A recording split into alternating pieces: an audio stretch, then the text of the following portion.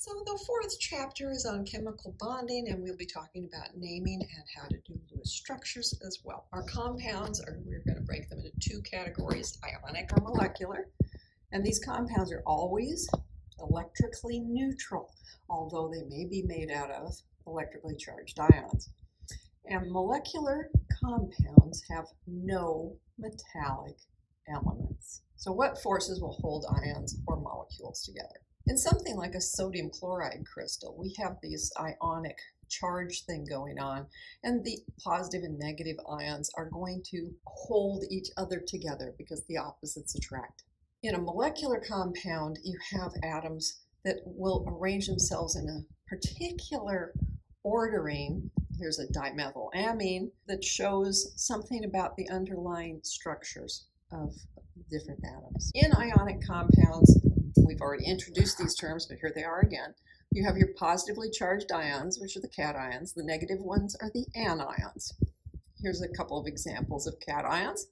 Sodium, which is a singly charged, and calcium, which is two positive charges. However, we can also have polyatomic cations. It just means that there's more than one atom involved. So here's an example, ammonium, NH4, and it has a single positive charge, but it's going to have one nitrogen, 4 hydrogens, and overall has a positive charge. The anion, so this negatively charged chlorine will be an anion, and we would call it a chloride ion or a chloride anion.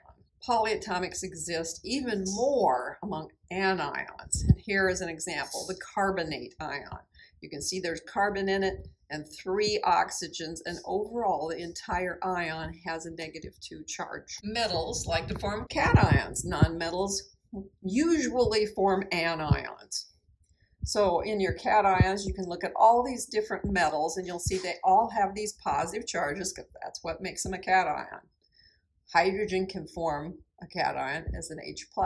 How did that happen? They lost electrons. On the other hand, the nonmetallic elements will usually gain electrons and turn into negative ions. So much smaller list of them, of course. Now, I do want you to notice here, the hydrogen can also form an anion. It ends up being over here in the periodic table because it happens more often that it forms a cation than an anion.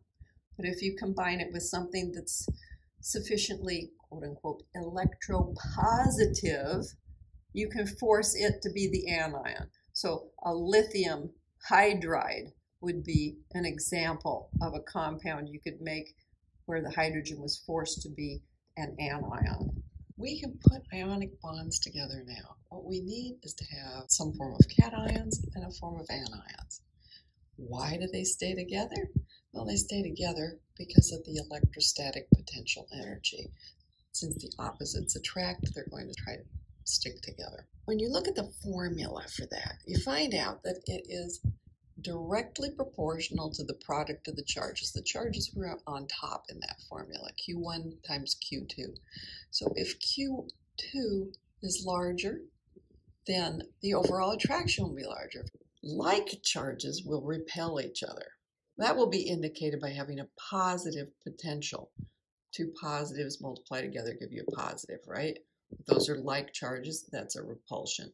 And opposite charges, you'll have 1 positive and 1 negative. So the result is an ionic bond. We're just defining that as a bond that comes about from the electrostatic attraction between cations and anions.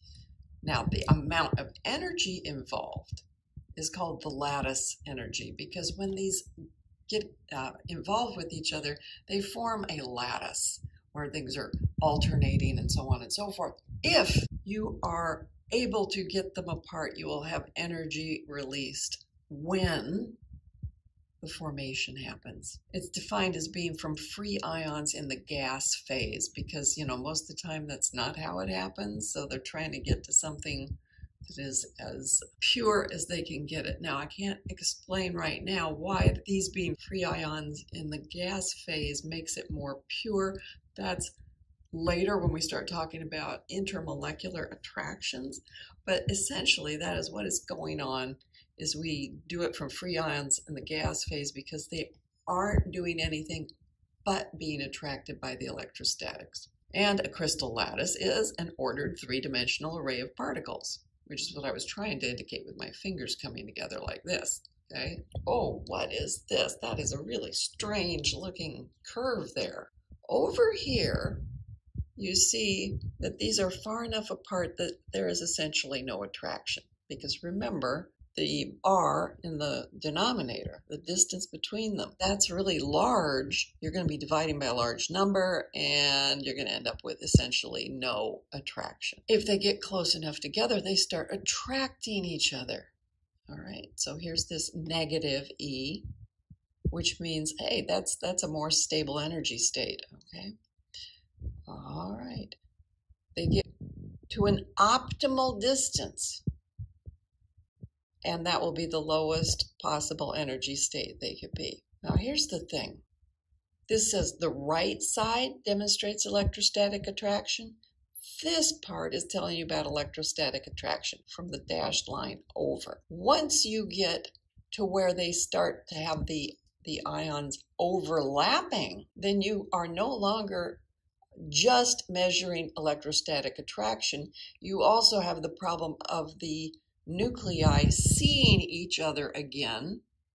They were completely isolated. But once you get to this point, the overlap means you're going to have some other things happening. You're going to start having quantum effects too, where it's like, no, these electrons don't belong here. This is not their proper location. And you can see that very rapidly you get from being in a condition where it's a favorable energy to back to being an unfavorable energy. So it will tend to push it right back towards this.